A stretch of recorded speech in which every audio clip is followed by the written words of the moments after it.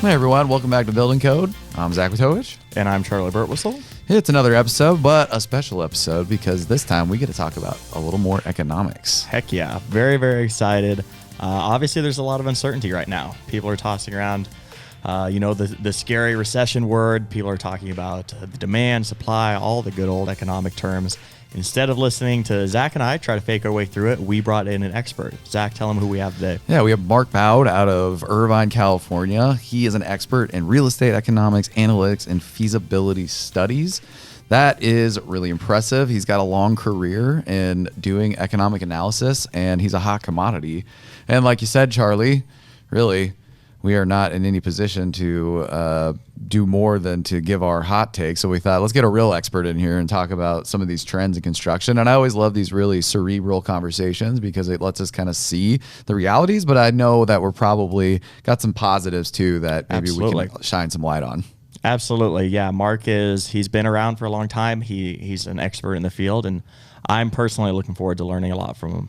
Yeah, that's right. Well, let's not prolong the inevitable and get Mark on here so we can start talking a little econ and maybe we can learn a thing or two. Mark, welcome to the Building Code. Thank you so much for being here today. Before we dive deep into the world of economics, let's talk a little bit about yourself and your background for our listeners.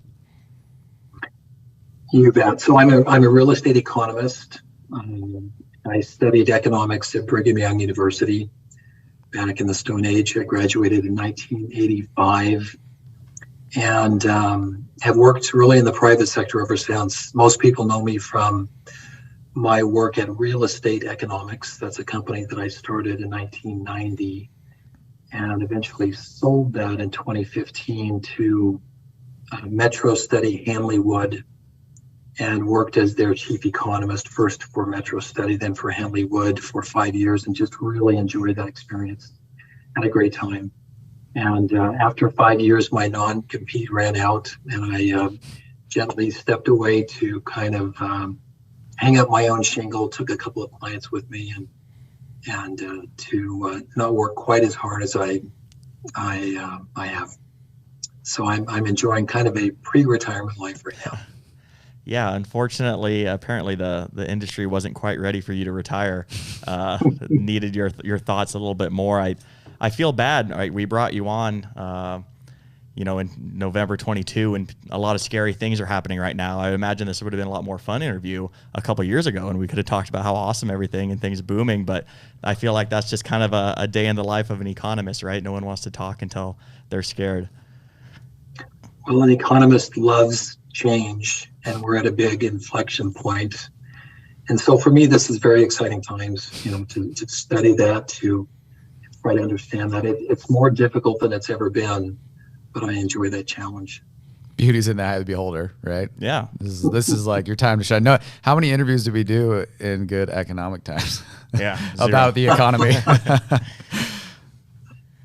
Well, cool. The past year, I've done probably presentations and economic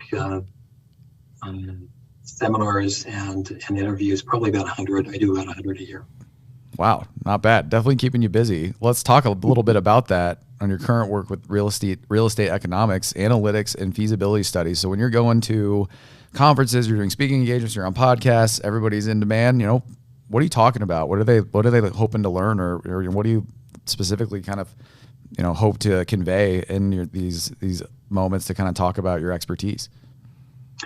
Right. So actually what my daytime job is I do feasibility studies and highest and best use studies for big land developers and builders. So those are my main clients. And then I get invited to all of these various conferences and meetings to present to the industry in general, what's going on. So, I just enjoy that. But my main work is consulting work, analytical work for the builders and the big land developers across the country. Do you see a lot of similarities? I mean, primarily Buildertrend customers are kind of in the small to medium size, 10 to 20 homes a year, or even like some remodelers and specialty contractors. Do you see a lot of similarities, I would imagine, between kind of like the residential space and some of these larger commercial or maybe even like publicly traded big builders? Well, the big builders, the public builders, tend to have somewhat of a built-in advantage, especially during a downturn. They can write off debt. And back in the 2008 to 2012 period, they did that in such a way that they were able to kind of monopolize the industry, despite the fact that everything was so bad. A private builder basically went belly up, where a public builder just rewrote the debt.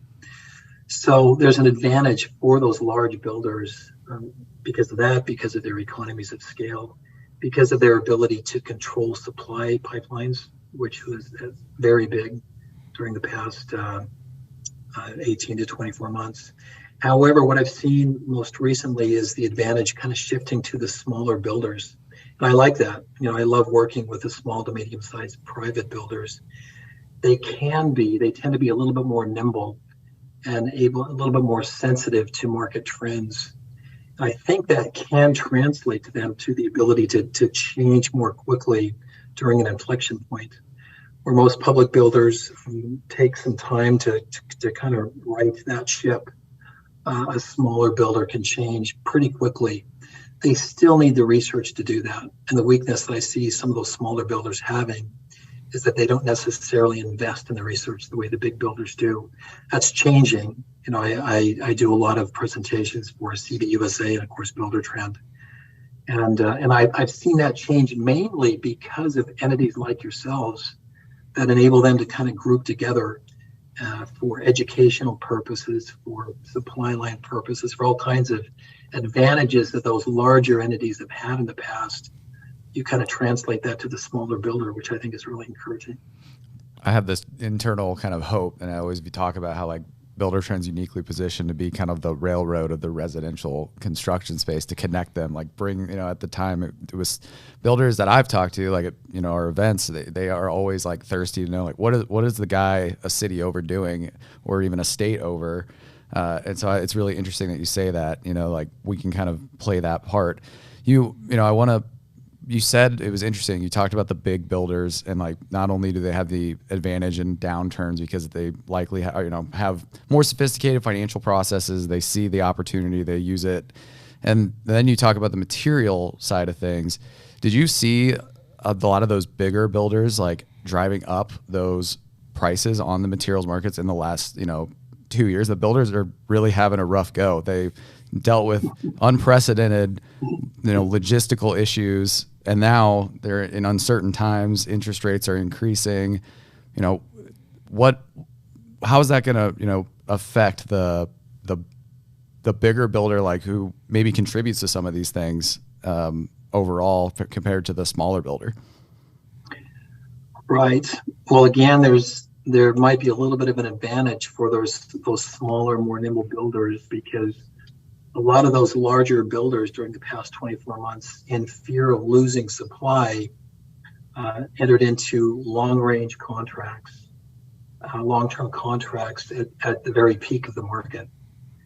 And so in order to control that supply, so the smaller builders were left out of that and had a real hard time with all kinds of supply issues. However, that pendulum is now shifting, with those larger builders stuck with those very high costly contracts, and the smaller builders being able to move in and take advantage of what I think is going to be a correction in supply.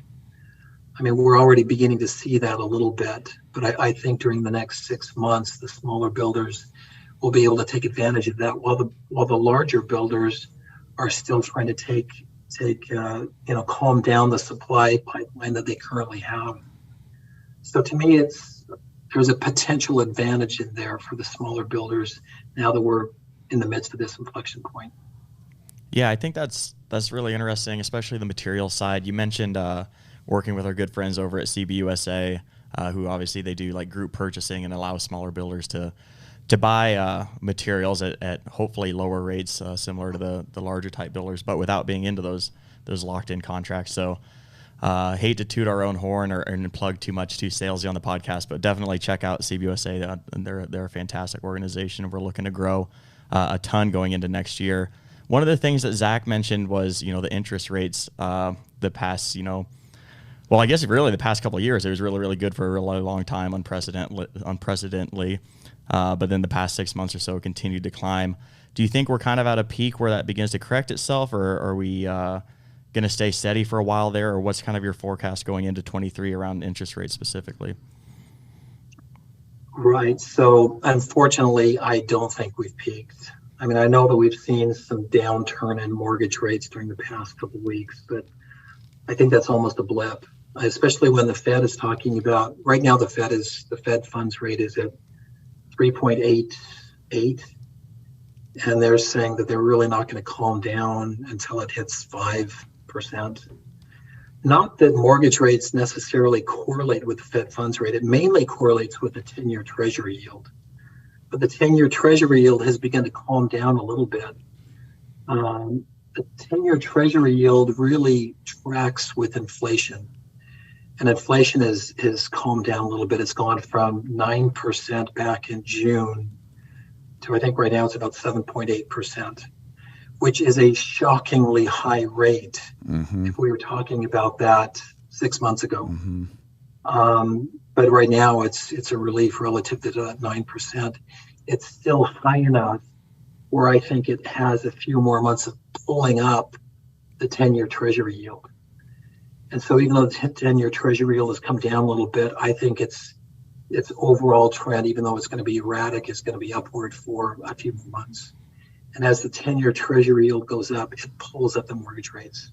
So we're getting a little bit of a reprieve right now, but I think it's short-lived. And I think we won't peak until sometime during the first quarter of next year. One thing that I was talking to another friend about with we had these rising material costs, and now those are coming back down. The one thing is the shortage of, availability of housing. That is kind of one of the main drivers of price increases. I mean, will this give an opportunity to kind of spread out the availability of housing in kind of communities where, like, even in our own market, Charley was looking for a house and he would try and get one, and before he knew it, it was like boom, and then they'd go look at building options. And it was like, well, they're competing with the market, and so they're charging just as much. Will we see any sort of like kind of decrease in the inventory or increase in the inventory, which then hopefully will bring the pricing down?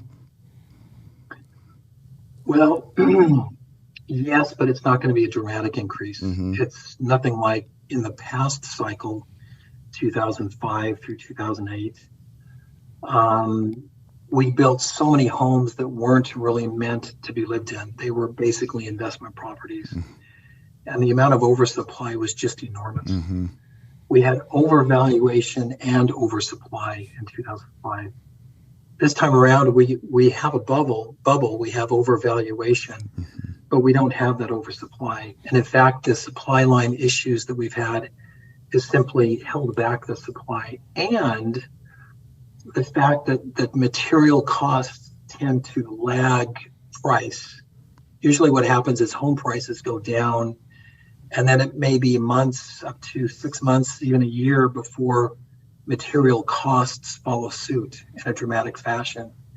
And so we find ourselves in this funny period where costs are still high, prices are coming down, and that means that a lot of near-term projects no longer pencil because they can't hit the high prices associated with those costs, which brings down supply. And so I don't see much oversupply happening. I think that overall supply is going to remain tight. Now, there's another factor that even the resale market will remain fairly tight because most of the resale market is associated with move-up housing. People who purchase their first home or second home, they refinanced at a ridiculously low rate, 3%, 2.5%, 3.5%, and they're not going to move. I mean, why in the world would they give up that 3% rate to purchase a new home at 7%? It's not going to happen, at least not very often. And so what happens is you get people remaining in place, and that turnover rate slows way down. that slow turnover rate slows the supply or reduces the supply, even in the listings in the existing home market. So we're not building nearly as many new homes as we should, where our listings are going to go up, but they're going to be fairly tight still.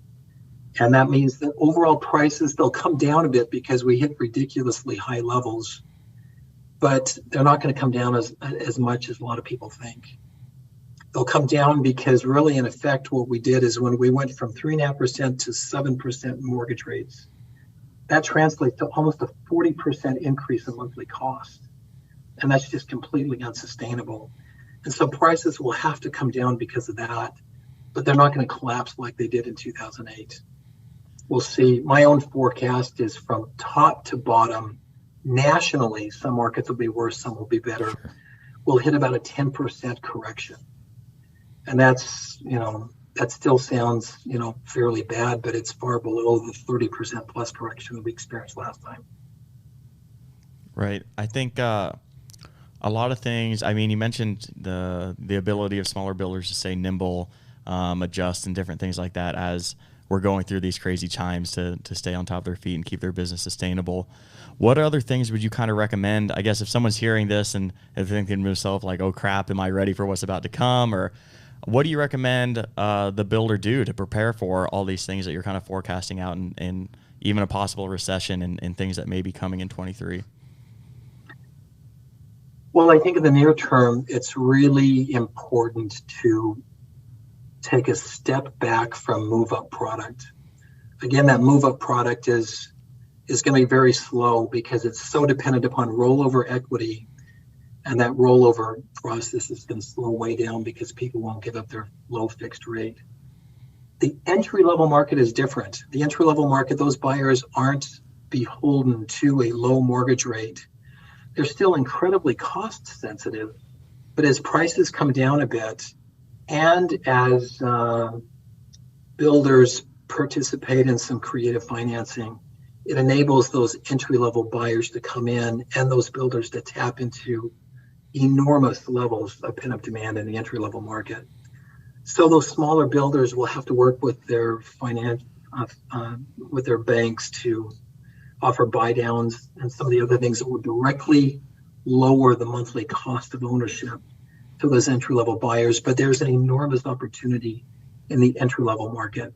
Now, a lot of those smaller builders concentrate on custom homes, and that high-end market is another market that should not completely fall apart. It's not going to be damaged nearly as much as the move-up market because those very high-end buyers often are purchasing cash, or they have the assets needed to not be dramatically impacted by high mortgage rates. And so the luxury market will do fairly well, and then especially the move down market. Now, the move down market, those mature buyers still have to sell a property. That'll add to some supply. They'll have to lower the price a little bit, but they saw enormous equity gains during this cycle. And so they will be willing to give up a little bit to move their existing home into their final home, their move down home. And they're not as sensitive to mortgage rates because a lot of them are purchasing out of assets. They're purchasing out of that equity rollover. So I think these builders really kind of need to concentrate more and more on both ends of the spectrum, the entry-level market, the high-end market to a point, and especially the move-down market, and begin to kind of diversify from that middle move-up market that's so sensitive to mortgage rates. Are you saying more builders do that diversification of even like getting into remodelers and so that they're not beholden to just new housing, or is it still staying pretty, vertical as far as the type of work that they're doing? Yeah, if they can get into the remodel market, and a lot of those builders do that, that's a great market. It's going to continue to be very healthy. And there's a forecast done by Harvard every year that shows double-digit growth through 2023. I think the growth rate goes down, but it's still about 10% at the end of 2023. I actually think they're conservative. I think that renovation market is going to continue to do really well because if people are staying in place, then it's much easier to take a HELOC still sensitive to the interest rate, but they can pay that off quickly, to take out a HELOC and improve in place. And I think we're going to see more and more of that. I mean, it's already been very prevalent, but we'll see a lot of renovation activity. And so those smaller builders who can move into the renovation market will benefit. A lot of publics won't touch that, but the smaller builders will definitely benefit from that. Yeah, that's something that, so I work on the data science team here at Buildertrend, and we have about, 40% of our customers, or maybe a little under that, are in the kind of renovation or remodel industry. And it's funny, even just you mentioned studies that are being done in our across the economics of the market, but even Buildertrend sign up rates, we see kind of inversely correlated, where we'll have big months of remodelers, and then we see more custom home builders starting to sign up, and even Buildertrend is kind of affected by the shift between those two industries working kind of side by side. Yeah, and I'm also curious too, as far as when we talk about technology fees and how these more mature builders are kind of investing in software, we tend to notice kind of I'm curious what it looks like for our own, acquisition, and as people kind of do the savvy builders go and invest more into technology because they can be more efficient, take on more work, and have better insights into their business. But then the other piece that we want to talk to you about is the labor side of things. So there's material, there's the costs of building, but then it's just the actual finding people to do the work. What's your take on kind of the labor shortage in the construction industry and potential solutions there? Yeah, that's a great question. And actually, even before I address that, let me tackle one other element that these builders can participate in during this inflection point that would otherwise be really painful. We talked about renovation. We talked about moving away from the middle move-up market. The other is the accessory dwelling unit market. If the builders, these smaller private builders got involved in that, that's going to be huge. I mean, there's so many markets that ADUs can be applied toward: military housing, disaster relief, income home to augment income from the main homeowner, rental properties, Airbnb units. Mm-hmm. There's all kinds of things that the ADU market addresses. Los Angeles County actually counts an ADU as affordable housing. So there's this enormous push to build ADUs in Los Angeles County because of that. And so it usually gets support from city governments as well because of that. So just another one. Now, with regard to labor, which is still very difficult, really the answer to that, and you'll get I might get some nasty letters because of this, but the answer to that is immigration. Oh. We have got to increase legal immigration. I'm not for illegal immigration, but we need to turn on the spigots when it comes to legal immigration. A lot of those legal immigrants go into or are willing to go into the construction industry. We have a hard time coaxing our young people into that industry right now. They're so drawn toward tech and other industries. But so it makes immigration all the more important. We had very little immigration in 2020 for obvious reasons because of the pandemic. 2021 was really low. 2022 was low. We allowed in about 800,000 legal immigrants. The demand just from the labor pool was for another 2.5 million workers could have come into the country and been absorbed into the labor market very, very easily without any negative effect whatsoever. That's part of the reason we've experienced inflation so much, is because we've shut down that spigot. There's a lot of other reasons. If you want, I'll go into that. But part of it is because we've been so reticent to increase immigration. And the construction industry should be all over that. We should be lobbying the government with regard to increasing legal immigration, because it's really the only solution. We won't get it from natural growth. There's kind of a long legacy of the immigrants doing a lot of the labor on some pretty important industries in the United States. as far Absolutely. as the railroads, as I referenced earlier, were mainly immigrant produced. It's really interesting you bring up ADUs. I know I'm kind of circling back, but we've had a few clients on here, Snap ADU. I worked with was Shelter thinking that Solutions too, in yeah. Portland. And I had never seen an ADU until I started working at Buildertrend. It's not a thing in Nebraska. And they're amazing. I feel like we could do an entire episode on like Airbnb's effect on the real estate market. It'd be really interesting to hear your perspective on that. I want an ADU in my backyard bad. When we had Whitney, our good friend Whitney Hill, on from Snap ADU, I'm like, if you ever shift from California to Nebraska for some reason, I'll be your first client here in Omaha. Well, it's going to grow a lot. I don't know if you followed Buildable. No. Yeah. Boxable. But unless there's some, corruption or something else that I'm not aware of, they've got a really good model, and so now as their second factory comes on, their demand is just so deep that they're just barely scratching the surface. Are they modular ADUs, like prefabbed? Factory built. Interesting. They can produce right now. Their first factory produces 6 a day. Their second factory will build, something in the double digits every day. And that doesn't sound like a lot, but it's an entire house. Yeah.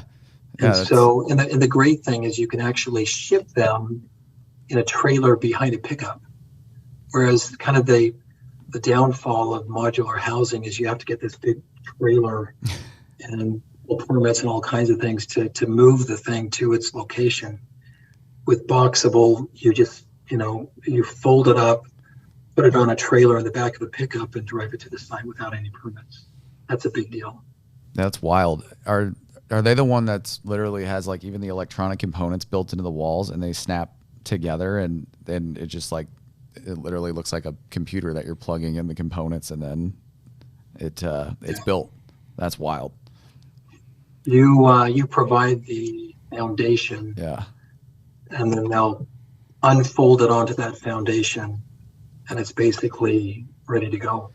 So is that another labor shortage play? Is more and more of this affordable housing automation and technology doing the prefabrication of these homes and I mean mass manufacturing is economies of scale to help drive down prices as well.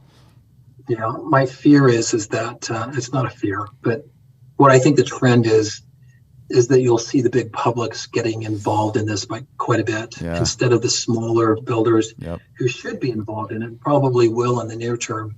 But that's why D.R. Horton made a huge investment into Boxable. And you'll see other large public builders do that same thing, so that it just provides another arm of revenue stream for them in a big way.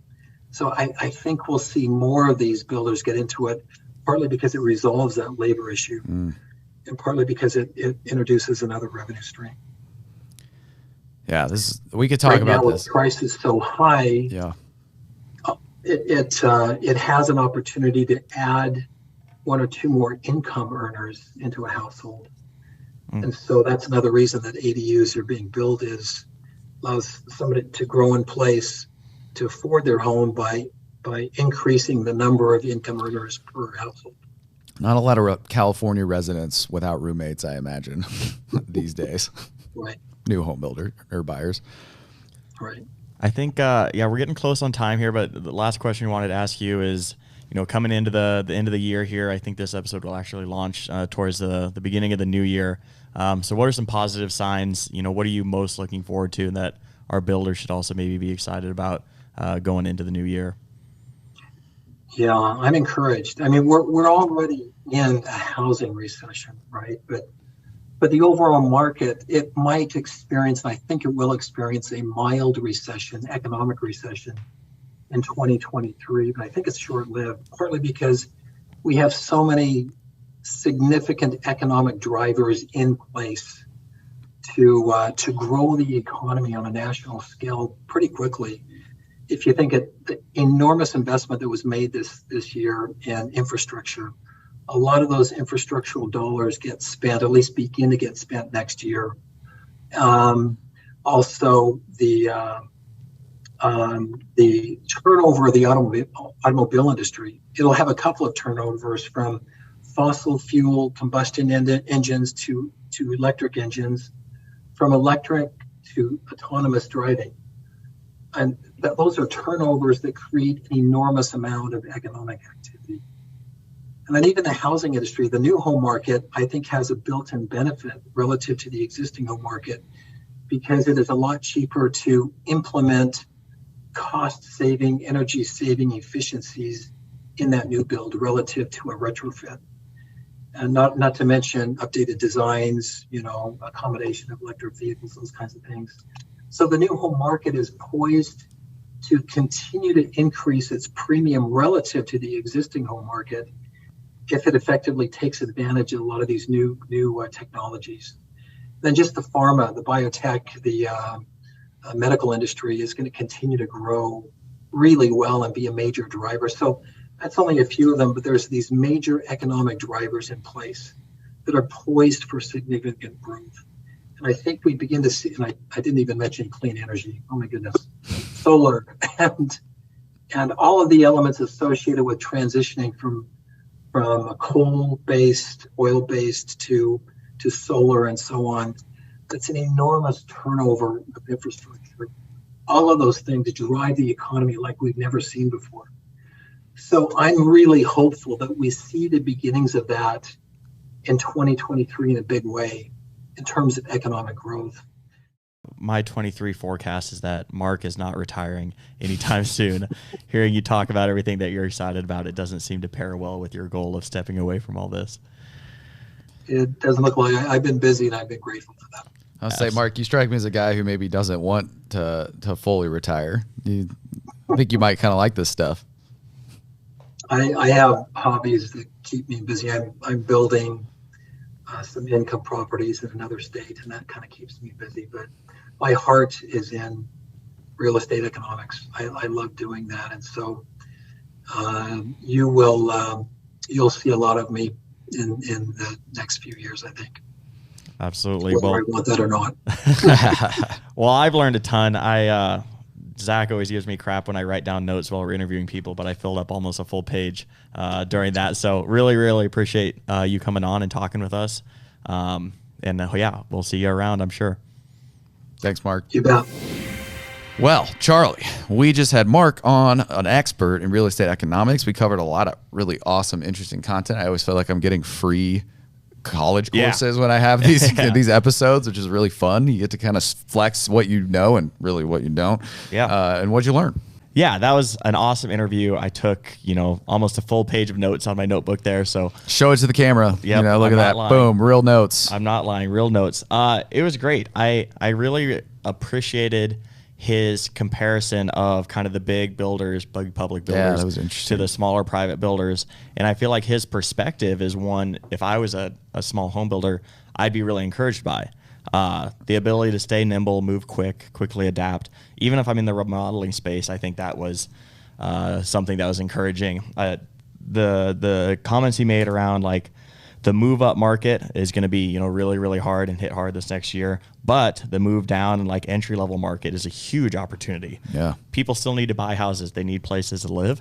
It just may not be kind of the high volume, move up markets that he talked about. In addition to, he did say kind of at the upper tier of that with like the highly, like a big value custom homes where people are typically paying cash, probably won't be affected as much. So those are 3 lines of my 20 lines of notes, but yeah, Mark was incredible and definitely learned a lot. Yeah, we're going to post a lot of the content that he mentioned in the interview to kind of give you guys some insight if you want to go read the source material yourself. In the show notes, baby. In the show notes. It's been a while since we had a good show note drop.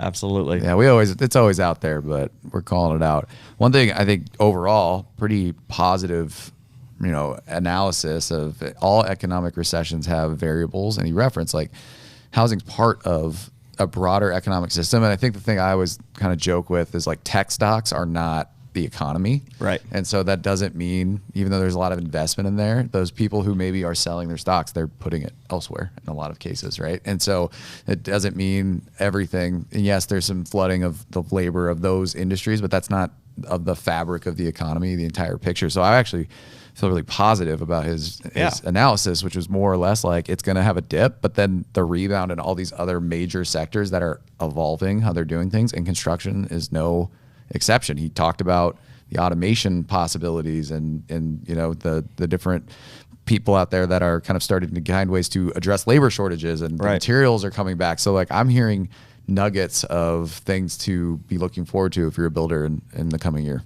100%. And I think the biggest thing that I'll just kind of leave everyone with is just talk to people. Continue to listen to podcasts like this. Go to the Shameless plug. Yeah. Go to the International Builder Show if you can. Go to Buildertrend on the road, BTU. Even call in. I mean, RCS org, they work with 1,000 builders every single day. So if you want to know what other people are doing to prepare for this, you know, talk to people that know. So, and listen to the podcast, obviously. Shameless plug. But yeah, I think that about does it for us. And if you're a YouTube watcher, you may have noticed on our shirt. Yeah, the brand new brand. The new brand. Look at that teal. Look at that. It is sharp. Make sure you check out our new brand. Check out our .com. Our marketing team has been planning this for a very long time. It looks phenomenal. I love it. It's great. And we're excited for what that means for you guys with Buildertrend, the future of the software, the business. We're bringing great things to you. So stay with us. Absolutely. That about does it for us. I'm Charlie Wirtwhistle. I'm Zach Witovich. We'll see you next time.